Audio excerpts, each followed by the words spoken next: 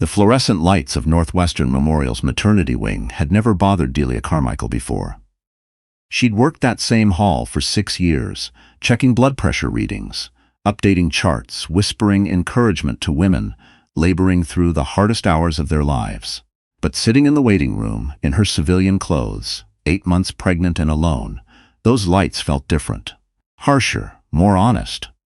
Jasper hadn't come to the last appointment either. She told herself he was in a pitch meeting, the new Series B round, the offshore investor who only had a narrow window. There were always reasons, and she had learned to store them in a drawer she never opened twice. She was scrolling through photos on her phone.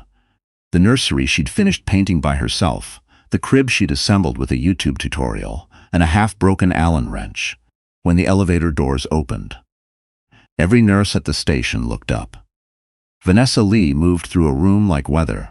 Blonde, sharp-eyed, wearing a camel coat that probably cost more than Delia's monthly mortgage payment.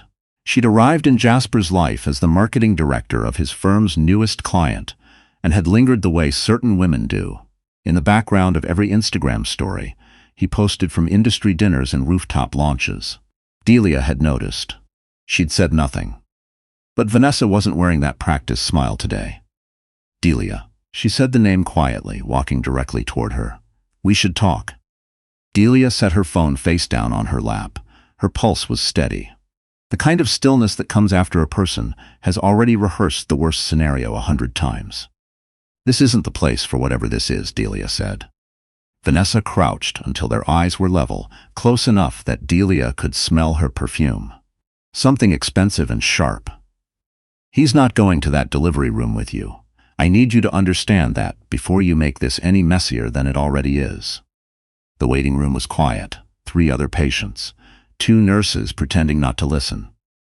Delia stood slowly, one hand on her stomach. "I'm going to ask you to leave." Vanessa stood too, and something shifted in her face. The rehearsed part was over. What came next wasn't planned. She grabbed Delia's arm and shoved. Hard, the way you might push a door that won't open. Delia's back hit the wall. The sound was a dull, flat crack. Her legs buckled. A nurse screamed. A crash cart rattled somewhere down the hall. Delia slid to the floor with one hand pressed to her abdomen, breathing in short, shallow pulls, her vision narrowing at the edges. She could hear herself thinking, calm and strange. "Don't panic. Stress hormones cross the placenta." The security alarm was already sounding by the time she closed her eyes. What Vanessa didn't know was that the maternity wing's cameras covered every inch of that waiting room. What Vanessa also didn't know was that one of the nurses, a woman named Cheryl, who'd worked alongside Delia for 4 years, had caught the whole thing on her phone, instinctively, the way people do now.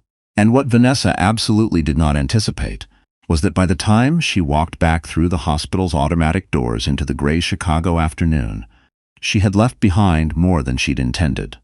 Her silk scarf, snagged on the arm of a chair, still drifted gently to the floor as the paramedics rushed in. 2 floors up, in a cardiac monitoring suite on the hospital's east wing, Franklin Carmichael was visiting an old colleague when his assistant called. He listened without speaking. Then he set down his coffee cup very carefully and said 4 words. "Get the car running." Franklin Carmichael had been a federal judge for 22 years. He had sentenced men who never flinched, sat across from attorneys who could turn the Constitution into a pretzel, and presided over cases that rewrote Illinois case law.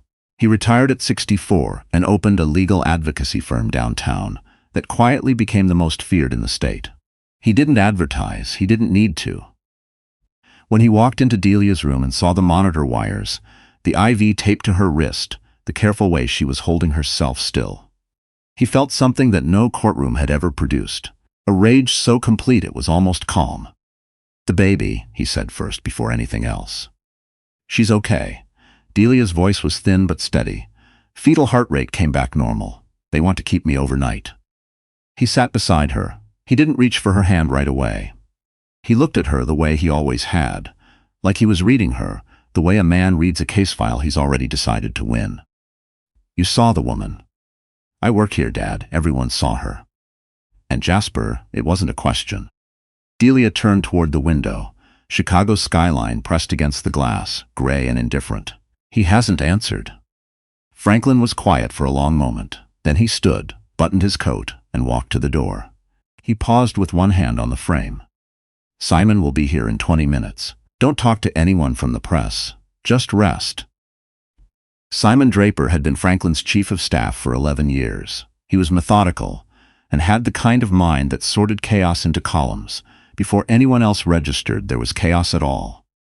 By the time he arrived at the hospital, he had already pulled Vanessa Leeds' public business registration, cross-referenced her consulting firm with Jasper's company financials, and requested the hospital's security footage through the legal channels Franklin had pre-authorized.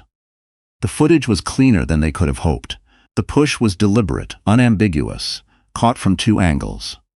"There's no argument here," Simon said, setting his laptop on the chair beside Delia's bed. "This is Battery, and the DA's office will agree." Delia watched the clip once, then looked away. That night, in a glass and steel apartment on the 41st floor of a West Loop high-rise, Jasper Kincaid sat with his phone in his hand, reading the texts he hadn't answered. Then Vanessa called, and he answered on the first ring. "You need to disappear for a few days," he said. "Don't say anything to anyone." "I handled it," she told him. "You handled nothing," he said. "You made it worse." There was a long silence. Then Vanessa said the thing that would later appear in the criminal complaint, captured on a call. Recording Jasper didn't know she was making. "You told me to make her step back, Jasper. Don't pretend I acted alone." Franklin had suspected the money connection. The confirmation came 3 days later. Simon laid a spreadsheet on the conference table in Franklin's LaSalle Street office. $72,000 transferred from a holding account tied to Jasper's firm to Vanessa Lee's consulting business over 8 months. The payment notes were deliberately bland: strategic communications, brand advisory, media relations. But the timing mapped perfectly against every occasion Delia had confronted Jasper about the affair. "He paid her to manage the story," Simon said. Franklin didn't raise his voice. "File the civil complaint today, and call the Tribune. Off the record, nothing published yet. Just make sure they're ready." Meanwhile, Vanessa had not disappeared. Within 48 hours of the incident, a coordinated wave of anonymous posts flooded social media. The narrative was calculated. Delia had staged the confrontation. An unstable, jealous wife trying to trap a successful entrepreneur. The hospital footage was doctored. The whole incident was fabricated. The posts spread fast. One account had 90,000 followers. 3 of the viral clips had professional-grade editing. Simon traced the IP origins to a marketing technology firm registered in Miami. The billing records told the rest. The firm's primary retainer came from an LLC that shared a registered agent with Jasper's company. "He's still funding it," Delia said when Simon showed her. She was sitting up in the hospital bed, hands folded over her stomach. Her voice had the flat, clear quality of someone who has run out of room for surprise. "He is," Simon said. She looked at the window for a long moment. "How do we stop it?" "We don't stop it," Franklin answered from the doorway. He was holding 2 cups of coffee, and he set one on her bedside table with the same deliberate care he brought to everything. "We replace it with something louder and truer." The Carmichael Foundation's annual benefit dinner had been scheduled for 3 weeks out. It was Chicago's longest-running judicial advocacy event, a fixture in the city's legal and financial calendar, attended by judges, senators, and every major partner at every major firm downtown. Franklin had planned to skip it. He had already sent his regrets. He unsent them that afternoon. The benefit was held in the grand ballroom of the Chicago Athletic Association, a room with vaulted ceilings and dark wood paneling that absorbed sound and amplified gravity. Chandelier light caught wine glasses. The conversation before dinner was exactly the kind that built cities and destroyed reputations, depending on who was speaking. Vanessa Lee arrived at 20 minutes past 7, wearing a dress the color of champagne, with a photographer she'd hired to document what she'd decided would be her rehabilitation tour. She moved through the room with the particular confidence of someone who has concluded that the best defense is visibility. She did not notice Franklin watching her from across the room. She noticed at 7:45 when the lights dimmed and Simon Draper stepped to the podium. What followed was not a speech. It was 2 minutes of hospital security footage, played on the room's main screen in high resolution, with no narration needed. The push. Delia's back hitting the wall, her hand going to her stomach on the way down. The audio clip, Vanessa's own voice. You told me to make her step back. Don't pretend I acted alone. The room went very still, the way rooms do when something real has entered them. Vanessa set down her champagne glass. Her photographer had already lowered the camera. Franklin walked toward her slowly, the way he moved through every courtroom, like a man who already knew the verdict. "Miss Lee," he said, his voice carrying without effort, "the Chicago Police Department has been notified of your presence. I'd suggest you stay." She didn't run. There was nowhere to run to. The circle of people around her had gone quiet, and every face in it was turned the same direction. 2 officers appeared at the ballroom entrance. A woman running the city's largest women's shelter said quietly to the person beside her, "This is why you don't pick a fight with a judge's daughter." Jasper arrived at Franklin's office the following morning. He wore the same expression Delia had seen on families in the NICU, the ones who'd been awake all night running through every version of events, looking for the one where they weren't at fault. He didn't find it. Franklin stood at the window with his hands behind his back, watching Jasper absorb the folders Simon had left open on the desk. "I didn't know she'd hurt her," Jasper said. "I swear I never intended." "You transferred $72,000 to a woman you were sleeping with and tasked her with neutralizing your pregnant wife." Franklin turned from the window. "What did you imagine would happen?" Jasper had no answer. "You used my daughter the way some men use a building. Useful while you needed it, invisible once you found something newer." Franklin's voice didn't rise. It never did. "That ends here." That afternoon, Delia called Jasper from her hospital room. She hadn't planned to. She simply picked up the phone and dialed, and when he answered, she said, "I want you to hear this from me directly." He started to speak. She stopped him. "I know what you told her to do. I know about the money. I know about the accounts." A pause. "I'm not calling for an explanation. I don't need one anymore. I'm calling because, in about 6 weeks, there's going to be a daughter who will one day ask about her father. And I want to be able to tell her honestly that I said exactly what I meant." Jasper was quiet. "I meant don't contact me again." She ended the call. The court proceedings took 4 months. Vanessa Lee was charged with aggravated battery and intentional infliction of emotional distress. Jasper Kincaid was named in the civil complaint: conspiracy to commit harassment, misappropriation of corporate funds for personal use. On the first day of the hearing, Delia sat at the plaintiff's table in a blue wool blazer, 6 weeks postpartum, steadier than she'd felt in years. Jasper sat across the room and couldn't seem to find a place to rest his eyes.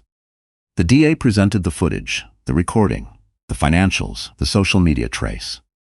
Vanessa's attorney argued emotional distress, contested evidence, provocation. The judge was unmoved. When the verdict came, it was clean.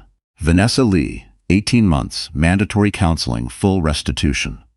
Jasper Kincaid, 2 years probation, $1.8 million in civil damages, community service. His investors had already withdrawn. The company folded within weeks. Delia didn't smile when the gavel came down. She felt something quieter and more durable than satisfaction. She felt the ground under her feet. Outside the courthouse, reporters gathered on the steps. Franklin stood beside her, and for the first time in months he didn't look like a man bracing for the next blow. He looked like a man who'd been given back something he thought he'd lost the right to hold. "Anything you'd like to say?" a reporter asked Delia. She looked out at Chicago, the lake visible in the distance, pale and wide. "Just that this city watched my family get knocked down, and then watched us get back up. I hope that's the part they remember." 6 weeks after the verdict, the Carmichael Foundation announced the creation of the Carmichael Maternal Safety Initiative.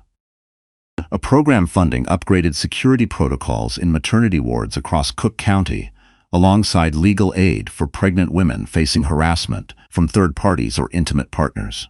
Every dollar of the civil damages recovery went directly into the fund. The morning it launched, Franklin arrived at Delia's apartment in Lincoln Park. She was on the couch, her daughter asleep against her chest, morning light coming through the tall windows, the way it comes in on days that are going to be ordinary in the best possible sense. He sat across from her without his phone, without paperwork. "What do you need?" he asked. Delia looked down at her daughter, then back at her father.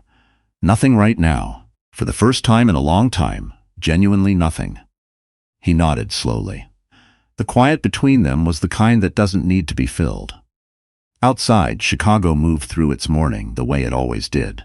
Without ceremony, without asking permission, going on regardless.